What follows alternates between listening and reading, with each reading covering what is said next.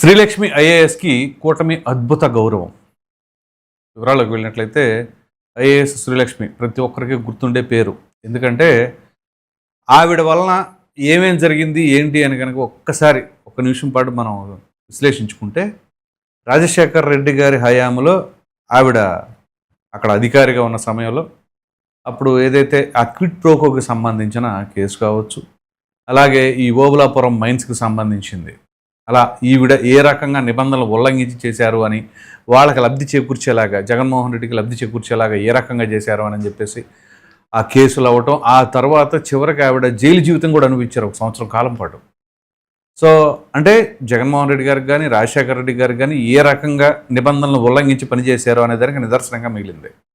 ఆ తర్వాత 4 ఏళ్ల పాటు ఆవిడ సస్పెన్షన్కి గురయ్యారు. 2011 నవంబర్లో ఆవిడ రిలీజ్ అయిన తర్వాత జైలు నుంచి 4 ఏళ్ల పాటు 2015 వరకు కూడా ఆవిడ సస్పెండ్ అయ్యారు. ఆ తర్వాత అక్కడ ఎక్కడ జాబ్ చేసుకుంటూ ఉన్నారు. ఆ తదుపరి క్రమంలో జగన్మోహన్ రెడ్డి గారు అధికారంలోకి వచ్చిన తర్వాత మరలా కేంద్ర పెద్దల సహాయార్థం, అంటే వాళ్ళ దగ్గరికి అప్రోచ్ అయ్యి వాళ్ళని కన్విన్స్ చేసి రిక్వెస్ట్ చేసి మొత్తానికి మరలా ఆంధ్రప్రదేశ్కి తెప్పించుకొని ఆవిడని మున్సిపల్ శాఖకు సంబంధించి స్పెషల్ చీఫ్ సెక్రటరీగా పోస్టింగ్ ఇచ్చారు.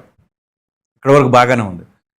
మరి ఈవిడ వైఖరి ఏ రకంగా ఉంటుంది? అంత శిక్ష అనుభవించిన తర్వాత కూడా ఏమైనా మార్పు వచ్చిందంటే మార్పు రాలేదు అనే దానికి నిదర్శనం ఏంటి అంటే, ఇటీవల మాజీ ఎమ్మెల్యే భూమన కరుణాకర్ రెడ్డి ఆయన చేసిన వ్యాఖ్యలు, ఈవిడ అవినీతి పర్రాలు, విపరీతంగా ఎలా పడితే అలా చేస్తారు, అంతెందుకు టీడీఆర్ బాండ్లకు సంబంధించిన దాంట్లోనే ఆయన లేవనెత్తి మాట్లాడారు. అంటే ఆవిడ పాత ట్రాక్ రికార్డు జరిగిన తర్వాత, జైలు జీవితం అనుభవించిన తర్వాత, సస్పెన్షన్కి గురైన తర్వాత, ఇన్ని జరిగిన తర్వాత మరలా పోస్టింగ్లోకి వచ్చిన తర్వాత కూడా ఈ రకంగా వ్యవహరించారు అని అంటే ఏమిటి అనే దానికి ఆలోచించేలాగా భూమన కరుణాకర్ రెడ్డి కూడా సంచలనమైన వ్యాఖ్యలు చేశారు.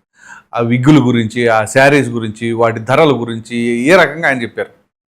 సరే, ఇదంతా జరిగిన సాధారణంగా కొంతమంది అధికారులు, కొన్ని ప్రభుత్వాలకు అనుకూలంగా వ్యవహరించడం వలన, దానివలన ఎటువంటి పర్యవసానాలు ఎదుర్కొంటారు అనే దానికి మరొక నిదర్శనం ఏబి వెంకటేశ్వరరావు గారు. ఆయన ఐపీఎస్ అధికారి. ఆయన్ని వైసీపీ ప్రభుత్వం ఎంత ఇబ్బంది పెట్టింది అంటే పోస్టింగ్ ఇవ్వకుండా, చివరికి క్యాట్ పలుమార్లు చెప్పినా కానీ ఆయన ఆ కోర్టుకు వెళ్ళడం, ఆ తర్వాత cat central administrative tribunal posting ఇవ్వండి అని చెప్పేసి ప్రభుత్వానికి చెప్పినా కానీ ఆడిని కూడా బేఖాతరు చేశారు. అట్లా 2 సార్లు క్యాట్ చెప్పింది. చివరికి ఆయన రిటైర్మెంట్ అయ్యే టైంలో ఏదో తూతు మంత్రంగా ఆయన జీఏడీలో ఒక పోస్ట్ ఇచ్చేసి రిటైర్మెంట్ ఇచ్చారు. అది కూడా ఎప్పుడు?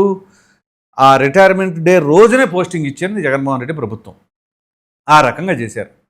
మరి ఇప్పుడు కూటమి ప్రభుత్వం అధికారంలోకి వచ్చిన తర్వాత మరి జగన్మోహన్ రెడ్డి గారికి అనుకూలంగా వ్యవహరించిన ఐఏఎస్ల పట్ల ఏ రకంగా ఉన్నారు అంటే, అప్పుడు సీఎస్గా చేసినటువంటి జవహర్ రెడ్డిని 2025 జూన్లో ఆయన రిటైర్మెంట్, ఆయన్ని అంతే అప్పుడు జీఏడీలోకి తీసుకొని ఆ తర్వాత రిటైర్మెంట్కి ముందు 28వ తేదీన ఆయనకి పోస్టింగ్ ఇచ్చి గౌరవప్రదంగానే పంపించారు.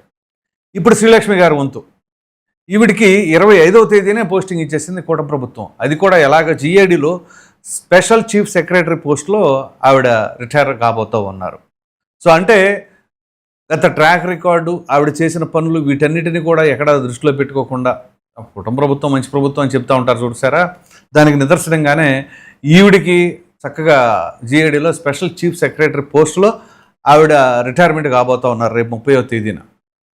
సో అంటే ఈ రాజకీయాలు, అక్కడ వాళ్ళు చేసిన పనులు, వాటన్నిటినీ పరిశీలించకుండా సరే anyhow what ever happened is happened, అయిపోయింది అది అయిపోయింది అనే తరహాలో చాలా హుందాతనంగా కూటమి ప్రభుత్వం ఆవిడకి ఆ పోస్టింగ్ ఇచ్చి రిటైర్మెంట్ గౌరవప్రదంగా రిటైర్ అయ్యేలాగా తీసుకుంటుంది ప్రభుత్వం అని చెప్పేసి అయితే మాత్రం ఎటువంటి సందేహం లేకుండా మాట్లాడుకోవచ్చు.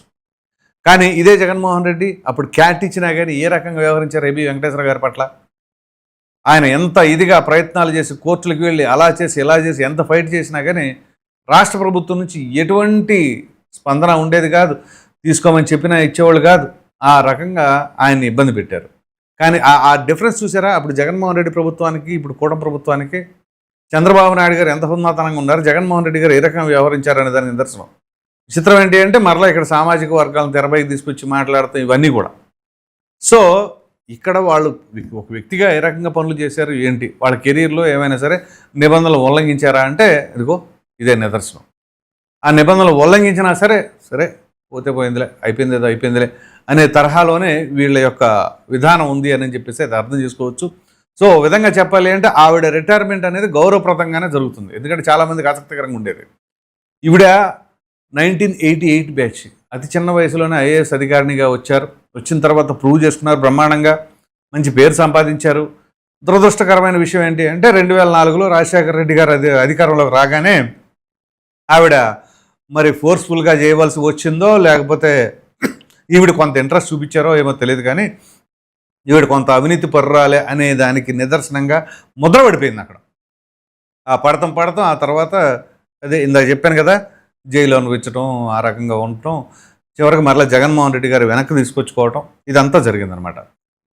సో ఏ అధికారి అయినా, ఐఏఎస్ అయినా, ఐపీఎస్ అయినా రాజకీయ ఒత్తిడికి తలగకుండా, నిబంధనలు ఉల్లంఘించకుండా, కెరీర్ అంతా కూడా సాఫ్ట్గా ఉండేలాగా పనిచేసుకుంటే, ఇటువంటి డార్క్ స్పాట్ లేకుండా పనిచేస్తే ఏ ఇబ్బందులు ఉండవు. కానీ ఒక రాజకీయ పార్టీకి అనుకూలంగా మారి వాళ్ళకి ఇదిగా ఉన్నారనుకోండి, ఇంకా ఆటోమేటిక్గా పరిస్థితులు ఎలా ఉంటాయంటే అన్నీ అప్స్ అండ్ డౌన్స్. ఇక ఆ కెరీర్ అంతా కూడా అప్ అండ్ డౌన్తోనే నడుస్తూ ఉంటుంది. సో అలా ఒక ఐఏఎస్ని, ఒక ఐపీఎస్ని మనం చూస్తూనే ఉన్నాం. సో కాకపోతే ఇప్పుడు ఈవిడ అదృష్టం ఏంటి అంటే కూటమి ప్రభుత్వం, సరే కూటమి ప్రభుత్వం కాకపోతే జగన్మోహన్ రెడ్డి గారి ప్రభుత్వం ఉంది. జగన్మోహన్ రెడ్డి గారి ప్రభుత్వం ఉంటే వీడికి ఎటువంటి అడ్డంకులు ఉండే కాదు. కూటమి ప్రభుత్వం ఉన్నా కానీ ఆవిడ అంటే ఇనీషియల్ స్టేజ్లో ఎప్పుడైతే కూటమి ప్రభుత్వం అధికారంలోకి వచ్చిందో ఈవిడ మరలా అప్పుడు బొకే తీసుకుని వెళ్ళటం, మరి ఆ మున్సిపల్ శాఖకు సంబంధించిన మినిస్టర్గా ఉన్న నారాయణ గారిని ఏదో మరి కొంచెము ఉండాలి కదా, వెళ్తే వాళ్ళు కూడా పెద్దగా పెట్టించుకోవాలా, చివరికి ఆ జిఏడీలో అలా ఉంచేశారు. ఆ రకంగా ఆవిడకి పోస్టింగ్ అయితే ఇవ్వకుండా ఉంచారనమాట. చివరికి ఎండింగ్ మాత్రం బ్రహ్మాండంగా గౌరవప్రదంగానే పంపిస్తున్నారని చెప్పేసి అనుకోవచ్చు. సో ఈ విధంగా ఇక్కడ అధికారుల పట్ల ప్రభుత్వాలు ఏ రకంగా వ్యవహరిస్తున్నాయి అనేది మీకు గత ప్రభుత్వం, ఈ ప్రభుత్వాన్ని బేరేజ్ వేసుకోండి. దీనిని బట్టి మీకేమనిపిస్తుంది అనే అభిప్రాయాన్ని అయితే కామెంట్ సెక్షన్లో తప్పకుండా తెలియజేయండి. Thank you.